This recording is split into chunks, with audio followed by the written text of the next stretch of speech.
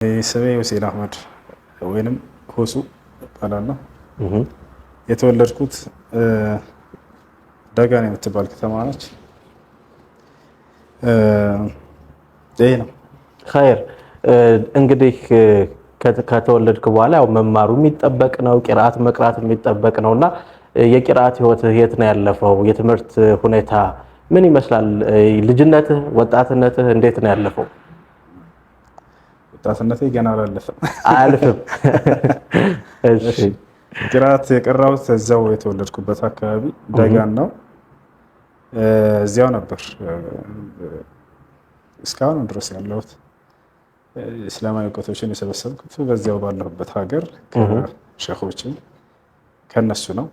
እንዲሁም ከውጭ መሻይኾችም ባለው በጊዜው በሶሻል ሚዲያ ከሚተላለፍ ከነሱ እውቀትን ቀስሜያለሁ። አልሐምዱሊላህ። ይሄ ነው። ሸኾችን እናንሳቸው። እነማን ናቸው ያስቀሩ? ያስቀሩን ሼክ አብደልቃድር ይባላሉ። እሳቸው ሐዲስ ያስተማሩ ናቸው። እዛው ደጋን ማለት ነው። ሌሎችም አሉ። ቁርአን ያስቀራኝ ዩሱፍ ይባላል። እሱም አላህ ጀዛቸውን ይክፈላቸው። እነዚህ ናቸው። ስለ ዘመናዊ ትምህርት እናንሳ። የት ደርሰሃል በዘመናዊ ትምህርት? እስከ 10ኛ ክፍል ተምሬያለሁ። እስከ 10ኛ ክፍል። ኸይር። እሺ እንግዲህ አንተን የምናውቅህ ከቅርብ ጊዜ ወዲህ በቲክቶክ በሃይማኖት ንጽጽር ሙስሊሙን በመወከል ከሌሎች የሃይማኖት ተከታይ ወገኖቻችን ጋር ውይይት እያደረግ በርካቶች እስልምናን እንዲቀበሉ የእስልምናን ብርሃን እንዲያገኙ አድርገሃል። ኸይር ሁሱ፣ እንግዲህ ሰዎች ቂራአት ይቀራሉ። ከዛ በኋላ ወደ ተለያየ የህይወት ጉዞ ውስጥ ያልፋሉ። አንተ ከዛ በኋላ ወዴት ነው የሄድከው? ቀጥታ ወደ ንጽጽር ሃይማኖቱ ነው የሄድከው? በብዛት ደግሞ የገፋፋህ ምንድን ነው? የምትቀራቸው ኪታቦች ናቸው? ሜንተር የሚያደርጉ ሼኾች፣ የተለያዩ ግለሰቦች ናቸው? እንዴት ነው ይሄን ሂደት እስቲ ንገር። ቂራአት ከቀራኝ በኋላ ወደ ቲክቶክ ስገባ የዛሬ 5 ዓመት ምናምን አካባቢ እንደዚህ የክርስቲያኑን ህዝብ አግኝተህ ታስተምራለህ የሚለውን ነገር አላሰብኩትም ነበር። ዝም ብሎ ማንኛውም ሰው ዝም ብሎ አላረም ጊዜ ለማሳለፍ እንደሚጠቀምበት እንደዚያ ዝም ብዬ ሳየው መጀመሪያ ላይ ጥሩ አይደለም። አጠፋሁት እንትኑን ማለት ነው። ቲክቶክህን አካውንትህን አጠፋሁት። ከዚያ የሚቀጥለው በሌላ ጊዜ አሁንም ዝም ብዬ ያነሳሁኝና አወረድኩት። በዚህ ጊዜ በሁሉም የእምነት ተከታይ እንዳለ የሚገኝበት ስፍራ መሆኑን አየሁ። ለምን ይሄን ነገር ለዳዕዋ አልጠቀምበትም የሚለው ሀሳብ መጣልን። ከዚያም ዳዕዋ ጀመርኩበት። ከዚያ የዛሬ ቢያንስ 5 ዓመት ምናምን አካባቢ ሆነዋል። እስካሁን ድረስ አልሐምዱሊላህ ከ5000 በላይ ሰዎች እስልምና ተቀብለዋል። ጥሩ ህዝብን የምታገኝበት ሚዲያ ነው እና በዚህ ላይ እስካሁን ድረስ እንዳልኳቸው ከ5000 በላይ ሰዎች እስልምናን ተቀብለውበታል። በተጨባጭ ይሄ የተረጋገጠ ነው። ስንት ሰው? ከ5000 በላይ ይሆናሉ። በጣም ብዙዎች ናቸው። በቀን ቢያንስ በረመዳን ላይ እስከ 12 ሰው በቀን አንድ ቀን ብቻ እንደዛ የሚሰልሙበት ሁሉ ጊዜ ነበር። የሚሰልሙትን በየጊዜው ፌስቡክ ላይ እናስቀምጣቸዋለን፣ ምን ያክል ሰው እንደሰለመ ምናምን። ዝቅተኛ እስከ 2 እስከ 1 ምናምን ይሰልማል። ከፍተኛ እስከ 12 በቀን ማለት ነው። እንደዛ ይሰልማል።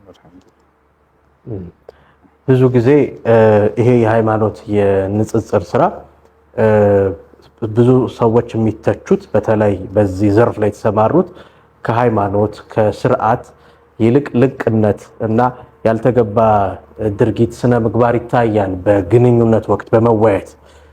አንተ ጋር ግን በጣም በጥሩ ስነ ምግባር እስልምናውንም ሙስሊሙ ማህበረሰብንም እንደሚያኮራ እምነቱን ደግሞ በሚተገብር ሁኔታ ነው በዚህ መንገድ እንደምትሄድ እንሰማለን። እውነት ነው?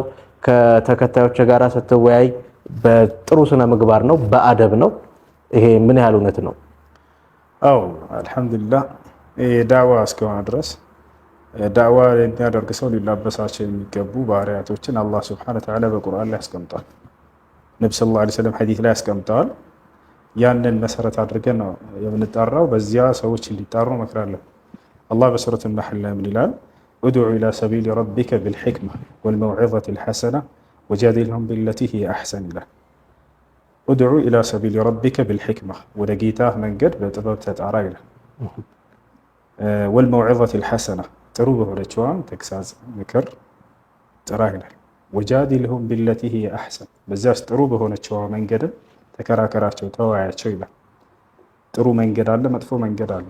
ጥሩ መንገድ የሚለው ስርዓት ባለው መልኩ ሰዎችን ቁርአንና ሐዲስ ላይ የመጣውን መጽሐፋቸውንም መሰረት ያደረገ እውነትን መግለጽና መተው ነው። ፈኢነማ ዐለይከ ልበላጉ ወዐለይና ልሒሳብ እንዳለ አላህ በአንተ ላይ ያለብህ ግዴታ ማድረስ ነው፣ ምርመራው ደግሞ ለእኔ ነው አለ። አድርሰህ ዘወር ማለት ነው። ከሰውየው ጋር እሰጥ አገባ ውስጥ መግባቱ አስፈላጊ አይደለም። ይህ ነው እና ወጃዲልሁም ቢለቲ ሂየ አሕሰን ጥሩ በሆነችዋ መንገድ ተወያያቸው ይላል። መጥፎ የመወያያ መንገድ እንዳለ ያስረዳናል አንቀጹ ማለት ነው። መጥፎ ምንድን ነው? መሰዳደብ፣ መዘላለፍ፣ አንዱን ከፍ ዝቅ ማድረግ፣ እዚህ ውስጥ መግባት ማለት ነው። ያ ነው እና ይሄ ነገር አይቻልም፣ አይፈቀድም። አላህ ስብሓነሁ ወተዓላ በሱረቱል አንዓም ላይ ወላ ተሱቡ ለዚነ የድዑነ ሚን ዱኒላህ ፈየሱቡላህ ዐድወን ቢገይሪ ዒልም ይላል። እነዚያ ከአላህ ውጭ የሚያመልኩ ሰዎችን አትስደቧቸው ይላል። አትስደቧቸው ባለማወቅ እነሱም መልሰው አላህን ይሳደባሉና ይላል። እዚህ ላይ ግን እንግዲህ የቲክቶክ ድረገጽ ማህበራዊ ሚዲያ እንደሚታወቀው ልቅ ነው፣ ህግ ስርዓት የለውም። ሁሉም የመሰለውን የሚያደርግበት ነው። የሃይማኖት ንጽጽር ሲሆን ደግሞ ሰዎች ለሃይማኖታቸው በመወገን ስሜታዊ ይሆናሉ። በዚህ ወቅት ጥቃት አለ፣ የዘለፋ አለ፣ ክብረነክ ንግግር አለ። እኒህን ነገሮች አንተ የምትቋቋምበት መንገድ ምንድን ነው? እስካሁንስ እንዴት ነው ይሄንን ተቋቁመህ መዝለቅ የቻልከው? ሚስጥር አለው? ካለው ብትነግረን። አዎ ሚስጥር አለው የምንታገስበት። አላህ ስብሐነሁ ወተዓላ የሚገርም የቁርአን አንቀጽ ሁሉም ይገርማል። አጂብ ነው እና ሰሚዕና ቁርአንን ዐጀባ ነው አይደል? ወስቢር ሊሑክሚ ረቢከ ፈኢነከ ቢአዕዩኒና ይላል። ወስቢር ሙሐመድ ሆይ ታገስ ይላቸዋል። ሊሑክሚ ረቢከ ለጌታ ፍርድ ታገስ። ፈኢነከ ቢአዕዩኒና አንተ በአይናችን ቁጥጥር ስር ነህና ይላቸዋል። የምንናገረውን ንግግር የምንሰራውን ስለ አላህ ስብሐነሁ ወተዓላ እያየ እስከሆነ ድረስ ለእርሱ ስንል ትዕግስት አድርገን ማስተማር ግድ ይላል። ወስቢር ወማ ሰብሩከ ኢላ ቢላህ ታገስ፣ ትዕግስትህን ለአላህ እንጂ ለሌላ አይደለም፣ ለአላህ እንጂ በሌላ አይደለም ይላል። በጣም በርካታ ቦታ ላይ አላህ ስብሐነሁ ወተዓላ በሶብር ያዛል። ዳዕዋ የሚያደርግ ሰው ሰብርን መላበስ አለበት። ይሰደባል፣ ይዘለፋል፣ ያን ሁሉ መቻል አለበት። ያን ካልቻለ ሰዎች ወደ ኢስላም ሊመጡ አይችሉም። አላህ ስብሐነሁ ወተዓላ በሱረቱል አልዒምራን ላይ ምን ይላል? ወለው ኩንተ ፈዘን ገሊዘል ቀልቢ ለንፈዱ ሚን ሐውሊክ ፈዕፉ ዐንሁም ወስተግፊር ለሁም ወሻዊርሁም ፊል አምር። አንተ ደረቅና ልበ ደንዳና ሆነህ በነበር ሰዎች ከአንተ ይበተኑ ነበር፣ አይቀመጡም ማለት። ነገር ግን ነቢ ሰለላሁ ዐለይሂ ወሰለም ታጋሽ ነበሩ። ይሰድቧቸዋል፣ ይዘልፏቸዋል፣ አደሟቸው፣ አቆሰሏቸው፣ ፈነከቷቸው፣ ብዙ ነገር አደረጓቸው፣ አሳደዷቸው። እርሳቸው ግን ወካነ የምሰሕ ደም ዐን ወጅሂ ዐለይሂ ሰላቱ ወሰላም ወየቁል አላሁመ እግፊር ሊቀውሚ ፈኢነሁም ላ ያዕለሙን። አድምተዋቸው ደማቸውን እንደዚህ እያበሱ ነቢያችን ሰለላሁ ዐለይሂ ወሰለም አምላኬ አላህ ሆይ የሚያደርጉትን አያውቁምና ይቅር በላቸው ይሉ ነበር። ይሄንን እነዚያን በዳዕዋ ጊዜ ነቢ ሰለላሁ ዐለይሂ ወሰለም የደረሰባቸውን ግፍና መከራ አይተን እንዴት እንዳሳለፉት ያንን ደግሞ አንብበን በእርሳቸው ልክ መሄድ እንዳለብን ያንን ስንሄድ ጊዜ በቃ ለዚያ ነው ትዕግስት። ምናልባት እኔ ላይ ታች ከሆነ በዚያ ሰበብ ነው። ትንሽ ወደኋላ እንሄድና እንግዲህ እንደጀመርክ አካባቢ ወጣ ገባ ማለት የተለያዩ ይዘቶችን የማስተማር አይነት ነገር ነው የነበረው። ጥያቄና መልስ ፈትዋ የሚመስል ነገር። ከዛ በኋላ መቼ ነው በትክክል በእቅድ በሀሳብ በዝግጅት የተመራ ይሄንን የንጽጽሩን ስራ የቀጠልከው? እንግዲህ ሶሻል ሚዲያ ላይ ስትቀመጥ ብዙ አይነት ሰዎች ይመጣሉ። የብዙ እምነት ባለቤቶች ሙስሊሞችም አሉ፣ ክርስቲያኖችም፣ ይሁዲዎችም፣ እምነት የሌላቸው ሁላቸው የሁሉንም ጥያቄዎች ከቁርአን ከሐዲስ እና ከመጽሐፋቸውም መሰረት በማድረግ ያወቅነውን ማሳወቅ ነው። ነቢያችን ሰለላሁ ዐለይሂ ወሰለም በልጉ ዐኒ ወለው አያ ነው ወሐዲሱ ዐን በኒ እስራኤል ወላ ሐረጅ፣ ከእኔ የሰማችሁትን ለሌሎች አድርሱ አንዲትም አንቀጽም ብትሆን እንኳን ይላል። من كتم علما كما قال النبي صلى الله عليه وسلم ألجمه الله النار يوم القيامة وكما قال عليه الصلاة والسلام يهونا شريعي أوقات يوق على الليلوች ከማሳወቅ የደበቀ ሰው አላህ Subhanahu Wa Ta'ala የትንሳኤ ቀን የእሳትን ልጓም በአፉ ላይ ያደርግበታል አይነት ተናግረዋል። የምናውቀው ለሰዎች ማሳወቅ ግድ ይለናል። ይህ ቁርአናዊም ሐዲሳዊም ማስተምሮ ነው። ከቁርአንም ሆነ ከሐዲስ እንዲሁም ከዑለሞች የሰማነውን እውነት ሰዎች በዚያ ላይ ማወቅ የሚያስፈልጋቸው ነገር ካለ ያን የሰማነውን ማድረስ ነቅል ከላም العلماء وكلام رسوله عليه الصلاة والسلام قبل ذلك አላህና የመልእክተኛውን የዑለሞችን ንግግር ለሰዎች ማድረስ ይሄ ነው ስራችን እዚህ ቦታ ላይ። ሌላው ንዝዝሩን አስመልክቶ የሚያስተምሩ ኪታቦች አሉ። እነዚያንም አንብቤያለሁ አልሐምዱሊላህ። ለምሳሌ ሸይኹል ኢስላም ኢብኑ ተይሚያ ረሂመሁላህ ተዓላ አልጀዋብ الصحيح لمن بدل دين المسيح የሚለው መጽሐፉ በጣም አሪፍ መጽሐፍ ነው። እያነጻጸረ ክርስትና ከመሰረቱ አንስቶ እስከ መጨረሻው በክርስትና ላይ መሲሁን ዒሳ አለይሂ ሰላምን ወደ መለኮት ከፍ ሊያደርጉበት ወይንም መለኮታዊ ባህሪ ያለው ሊሉ የቻሉበት ጥቅሶችን ከመጽሐፍ ቅዱስ ራሱ እያነሳ በዚያ ላይ መልስ የሰጠበት የሚገርም መጽሐፍ ነው። ይህን መጽሐፍ አነበብኩ አልሐምዱሊላህ። እና ሌሎችም የኢብኑ አልቀይም ከዛሊክ ሂዳየቱል ሐያራን ቢል መጽሐፍ አለው። ሌሎችንም መጽሐፍቶች እነዚህን አነብ ነበር። ከዚያ በኋላ ያን መሰረት ባደረገ ንጽጽር ጀምረናል። አልሐምዱሊላህ ወስተመረና ዐላ ዛሊክ። አሁን በእቅድ ነው በዝግጅት አስባችሁበት ነው እየሰራችሁ ያለሁት? አሁን ባለው ሁኔታ አስበህበትና አቅደህ ነው እየሰራ ያለው? አዎ ዳዕዋ ነው። ዳዕዋ ዒባዳ ነው። ዒባዳ በህይወት እስካለን ድረስ የማያቋርጥ የሆነ አምልኮ ነው። ወዕቡድ ረበከ ሐታ የእትየከል የቂን ይላል አላህ ሱብሓነሁ ወተዓላ። ሞት እስኪመጣብህ ድረስ ጌታን አላህ ተገዛ ይላል። ዒባዳ ደግሞ ትልቁ የአምልኮ ስርዓት ነው። እኛና ነቢያችን ሰለላሁ ዐለይሂ ወሰለም እና እኛ የታዘዝንበት ነው። አላህ በቁርአን ላይ ኡድዑ ኢላ ሰቢል ረቢክ ኡድዑ በሚለው ቃል ላይ አምር አለበት። የአላህ ሱብሓነሁ ወተዓላ ትእዛዝ አለበት። ተጣራ ወደ ጌታ መንገድ ይላል። ወልተኩም ሚንኩም ኡመቱን የድዑነ ኢለል ኸይር፣ ወደ መልካም የሚጣሩ ትውልዶች ከእናንተ ይኑሩ ይላል አላህ ሱብሓነሁ ወተዓላ።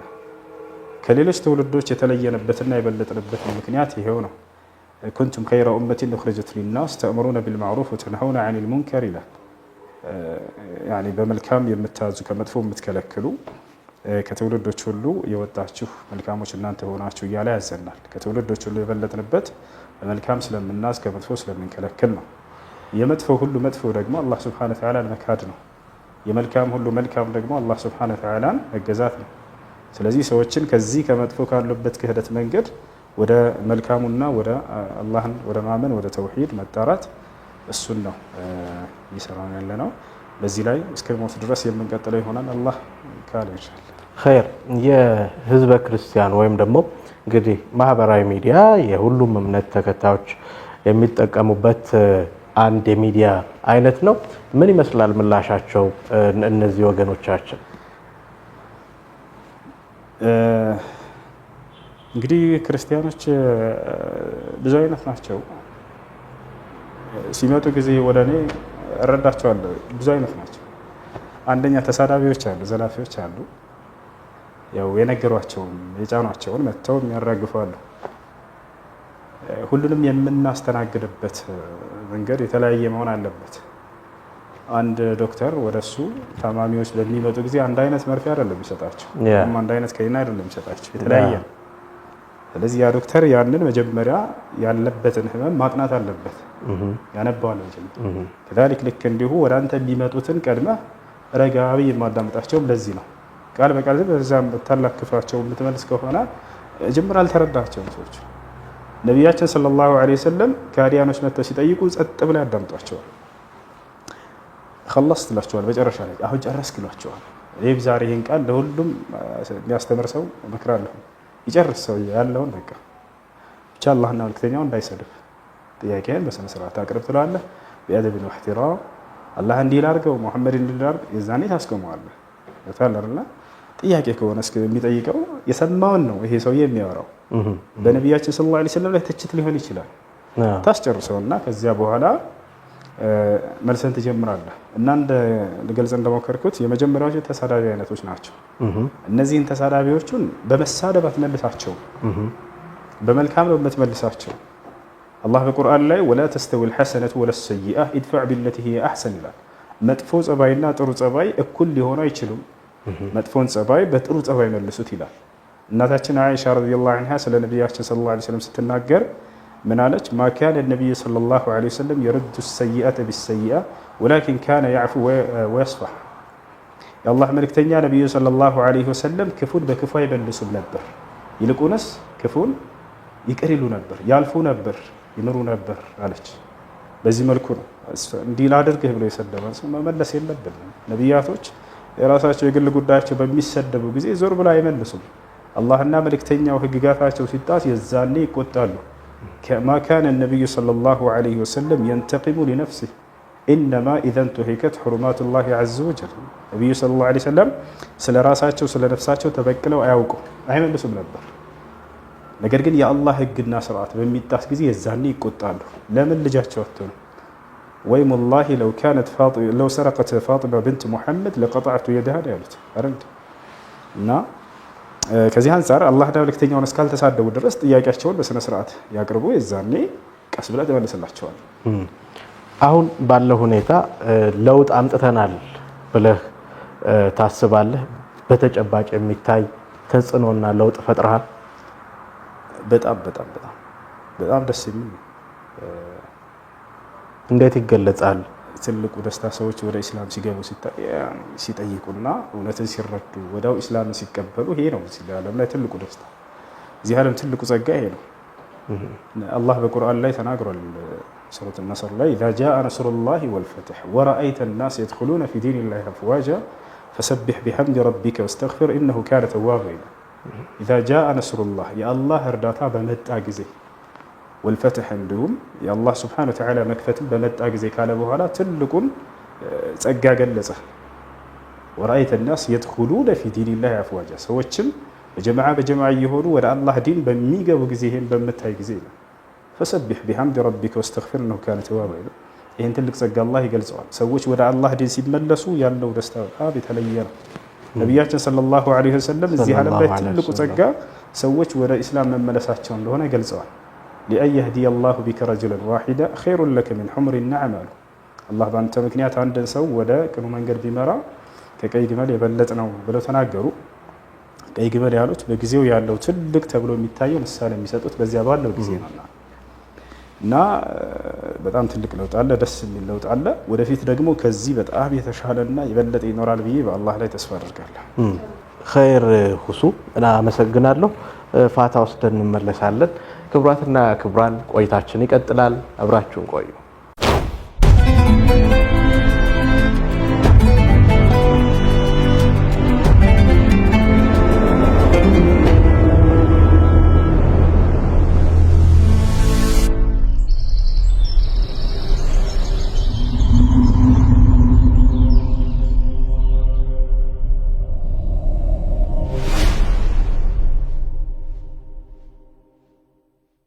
ክቡራትና ክቡራን ተመልካቾቻችን በሃይማኖት የንጽጽር ስራ ከሚታወቀው ከዳኢ ሁሴን አህመድ ጋር የምናደርገው ቆይታ እንደቀጠለ ነው። ሄድ መለስ እያልን ወዲያ ወዲህ እያልን እየተነጋገርን ነው።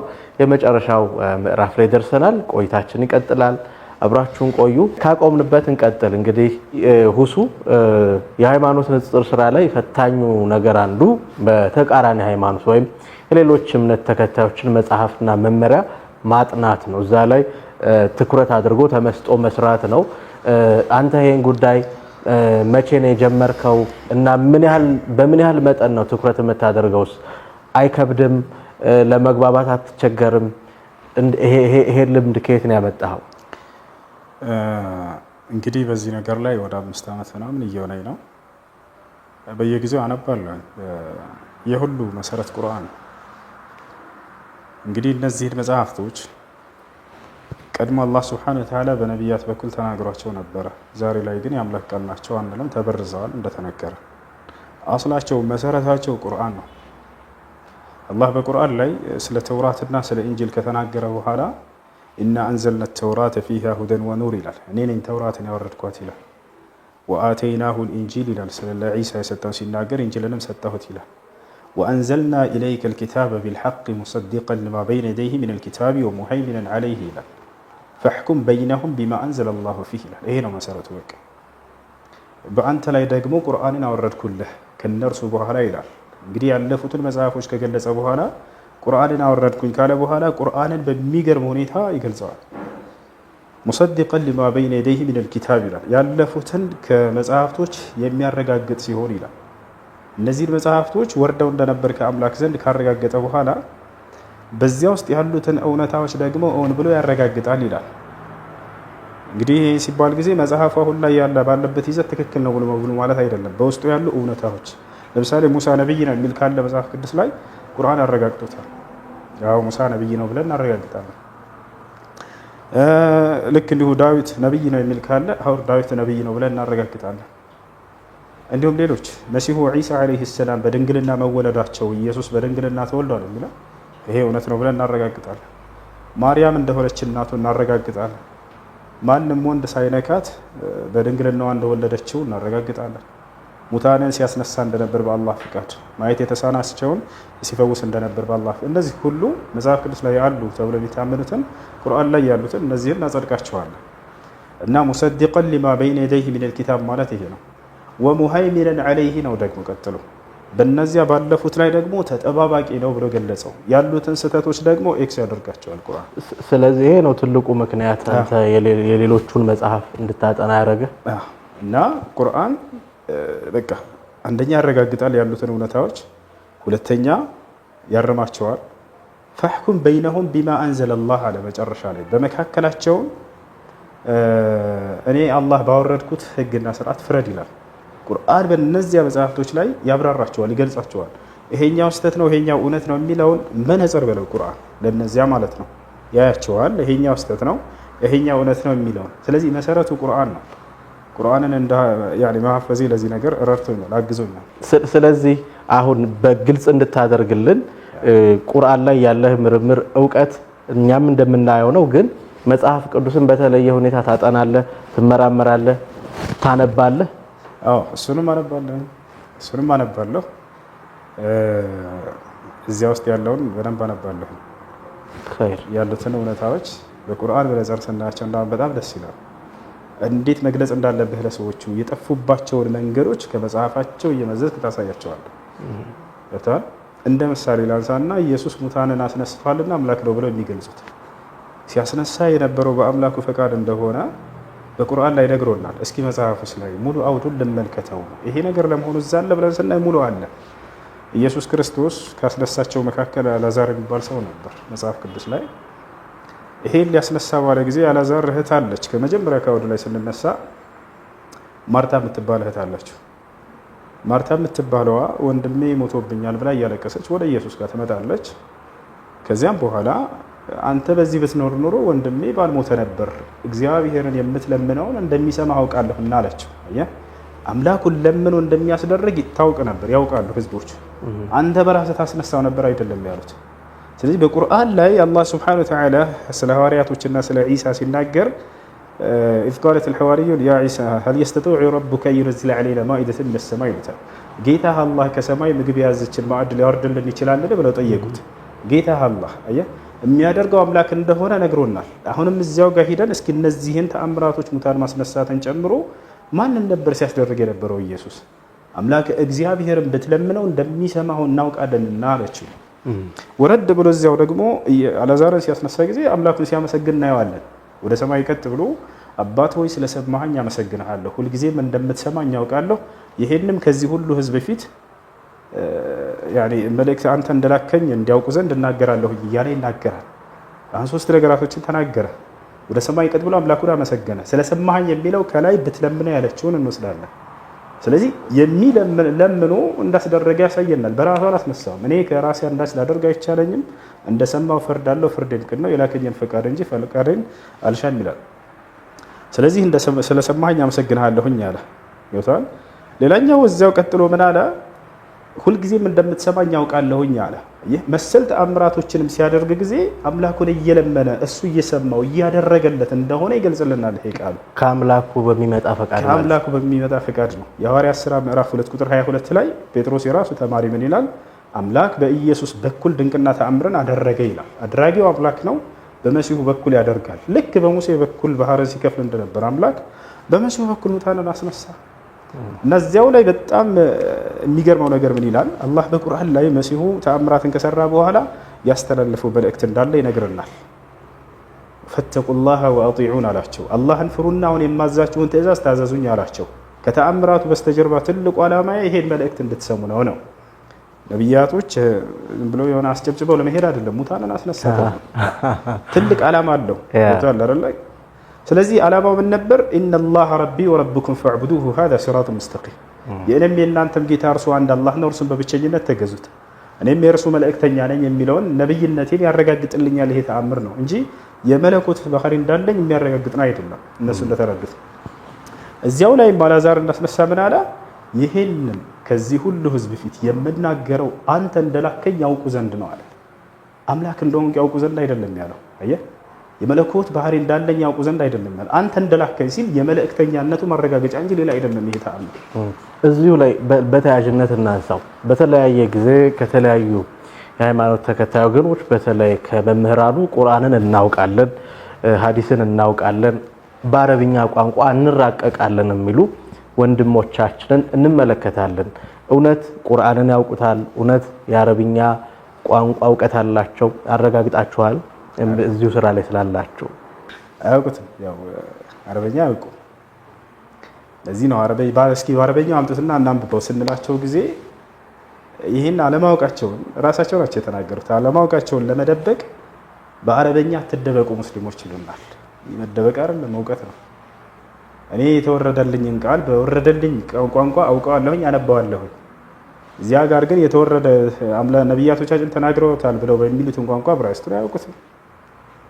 ከስንት እንደሚያውቁ ሊሆን ይችላል። እነዚህ ጥሩ ቦታ ላይ ያሉት የሚያውቁ ልጆች አይደለም። ስለዚህ አሉባልታ ነው ሊባል ይችላል፣ ወይም ፈጠራ ነው ሊባል ይችላል። አሁን በሶሻል ሚዲያ በስፋት የምናያቸው ነገሮች አረብኛን ቋንቋን ከማወቅ ሐዲስን ቁርአንን ከማወቅ አንጻር እየተባሉ የሚነዙ ነገሮች ምንም ከአረበኛውን እንደማያውቁት ራሳቸው ይመሰክራሉ፣ ያውቃሉ። እሱ አረበኛውን አያውቁት። ቁርአን ያውቃሉ። እንትን ነው እሱንም አውቀውት አይደለም። እኔ ብዙ ጊዜ ተናግሬ ያለሁ ሐዲስስ ቁርአንንም ሐዲስንም አያውቁትም። ናገራ እፊቴኑና እንደዚህ አይነቶችን ትችቶች እስኪ ተቹን አቅርቤ ያለሁ ለማንኛውም ከቄሶችም ከዲያቆናቶች ከሁላቸውም ማለት ነው።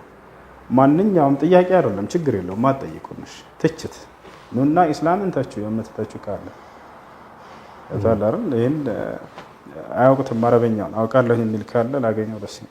መልካም፣ ወደ ማሳረጊያው እንሂድ። እንግዲህ በሀገራችን ውስጥ ሃይማኖቶች፣ ባህሎች፣ እምነቶች፣ አስተሳሰቦች ተከባብረው ተዋደው እንደሚኖሩ ይታወቃል። ግን ደግሞ በተለያየ መንገድ ጫፍ ላይ ያሉ ጠርዝ የረገጡ ወገኖች ደግሞ የኔ የምለው ሃይማኖት ተነክቶብኛል፣ ስለዚህ ከሌ ጠላቴ ነው፣ ስለዚህ አጠቃዋለሁ፣ የኃይል እርምጃ ወስዳለሁ፣ እኔ እያለሁ እሱ አይኖርም የሚሉ ነገሮች እንሰማለን። እና ከዛ አንጻር አንተ ያለህበት የደህንነት ሁኔታ ምን ይመስላል? ምክንያቱም ሶሻል ሚዲያ ላይ ሰዎች ማንነታቸውን ደብቀው ሰዎችን ለማጥቃት ሲዛለፉ፣ ሲሳደቡ፣ ክብረ ነክ ንግግር ሲናገሩ፣ ከባህል ከሃይማኖት ያፈነገጡ ነገሮች ሲነገሩ እንሰማለን። እና አንተ ያለህበት ሁኔታ ምን ይመስላል? የደረሰብህ አደጋ አለ? ሽልማት እንዳለ ሰምተናል። አደጋስ አለ? የደረሰብኝ አደጋ የለም። እስካሁን ዛቻዎች ይኖራሉ ስናስተምር፣ ኮሜንትም ላይ በውስጥም ገስትም ላይ እየገቡ ምናምን። እነዚህን ግን እኔ መልስ አልሰጥባቸውም። አንድም ቀን እኔ እንደዚህ አድርገኸኝ ምናምን ብዬ እላለሁ። ይሄ ነገር የተጫነባቸውን ነው ልጆቹ መጥተው የሚናገሩት። ያንን ሹብሃ እኛ ተቀብለን አስረድተን ልክ እንደ እንግዳ ነው እንዳማያቸው ተሳዳቢዎቹ ሳይቀሩ እንግዳዬ መጥፎ ነውና ጥሩ ነው ብለህ እንትና ትላት መልሰው ይመጣል ቤትህ። የዛኔ ያለበትን ህመም ተረድተህ አክመኸው ጤናውን የሚያገኝበትን መንገድ ሰጥተኸው ነው። ማንኛውም ሰው ወደ አንተ በሚመጣ ጊዜ እንዲህ አይነት የሌላ እምነት ተከታይ ሰዎች ልክ ዶክተር ጋር እንደሚመጣ ታማሚ ሰው ብዬ ቅድም እንደተናገርኩት ነው።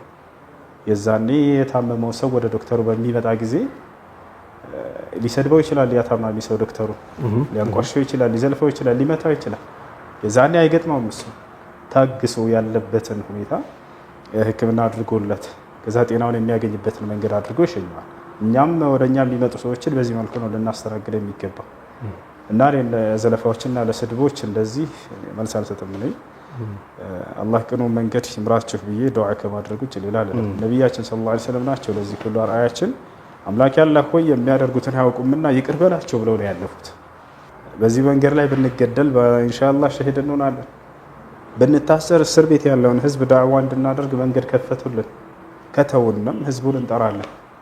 ሸይኹል ኢስላም ኢብኑ ተይሚያ ረሂመሁላህ ተዓላ ልትታሰር ነው ብሎ አስፈራሩት። እስር ቤት ብታሰር እዛ ያሉትን አስተምራለሁ እያለ ብወጣም የአላህን ቃል እሰብካለሁ በየቦታው አለ።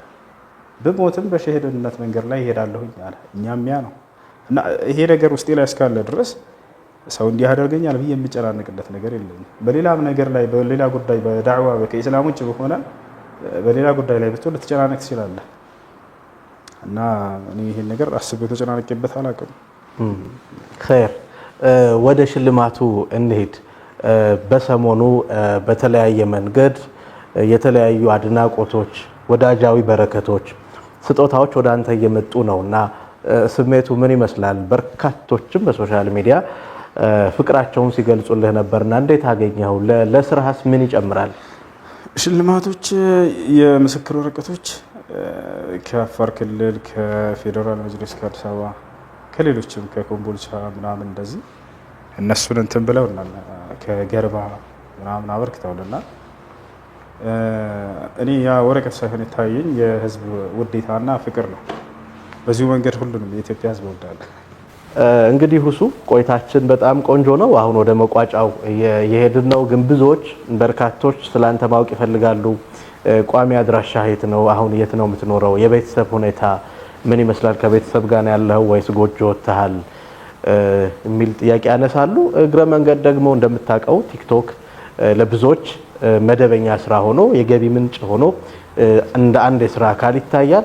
ለአንተስ ቲክቶክ የገቢ ምንጭ ነው ወይ እንዴት ነው የሚለውን እስቲ ለተመልካቾቻችን ንገርልን። እሺ፣ አሁን የምኖረው ዱባይ ነው። ቤተሰቦች ያሉት ደጋን የምትባል ሀገር ነው። ሌላው ነገር ትዳር ወደፊት የማስብበት ይሆናል ኢንሻአላህ። ቲክቶክ በራሱ የሚከፍል ነገር የለም። ሰዎች የሚከታተሉ ሰዎች ጊፍት የሚሰጡ ነገር ምናምን አለ፣ ያ አለ። እንደ ጌም ከፍቼ መጫወት ምናምን እሱን ሳይሆን ለዳዋ ነው የምጠቀምበት። ቋሚ ስራ የራሴ ስራ አለ። ምን አይነት ስራ ልትነግረን ትችላለህ? የራሴ ስራ ኢማምነት ነው። ምን ኢማምነት ማሰገድ። ማሻአላህ። ኢማም የት መስጂድ ነው? ዱባይ መስጂድ አህመድ መሐመድ አልሞላ የሚባል መስጂድ አለ። ዱባይ ከተማ ማሪና እዛ ነው እና በዚያ ነው የምተዳደረው፣ ቤተሰቦች ማስተዳደር። ኸይር። እንግዲህ ዳኢ ሁሴን አህመድ ሁሱ በጣም ነው የምናመሰግነው። መልእክት ግን ይኖርሃል? ከኛ ምስጋና ባሻገር መልእክት አለ የምታስተላልፈው? ቀረ የምትለው ነገር ካለ ይኸው ለተመልካቾቻችን ንገራቸው። በመጀመሪያ እዚህ ቦታ ክብራቸው ስላጋበዛችሁኝ አመሰግናለሁ። በመቀጠል መልእክት ለመላው የኢትዮጵያ ሙስሊም ሁሉ ለዲናቸው መስራት አለባቸው። ለዲን መስራትን ሲያስቡ መጀመሪያ ራስን መለወጥ፣ ራስን እውቀትን መሰብሰብ አለ።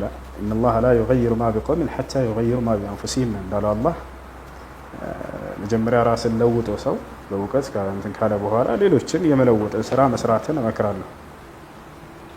ከአላህ ዘንድ በላጭ ሰው ማለት ይሄ ሰው ነው። ከአላህ ዘንድ በላጭ መሆንን የማይፈልግ መቼም የለም። ኸይሩኩም መን ተዐለመ አልቁርአን ወዐለመህ ከማ ቃለ ነቢ ሰለላሁ ዐለይሂ ወሰለም። ከሁላችሁም በላጩ ቁርአንን ተምሮ ለሌሎች ያስተማረ ሰው ነው ብለዋል። ቁርአን ሐዲስን እንዲሁም ሰዎችን ወደ ጌታቸው ወደ አላህ ያቀራርባቸዋል፣ እርሱን ያሳውቃቸዋል የሚባለውን መንገድ ሁሉ በመማር ለትውልድ ማስተላለፍ ማድረስን እመክራለሁኝ። ይሄ ነው። ሰላም አለይኩም ወራህመቱላሂ ወበረካቱ።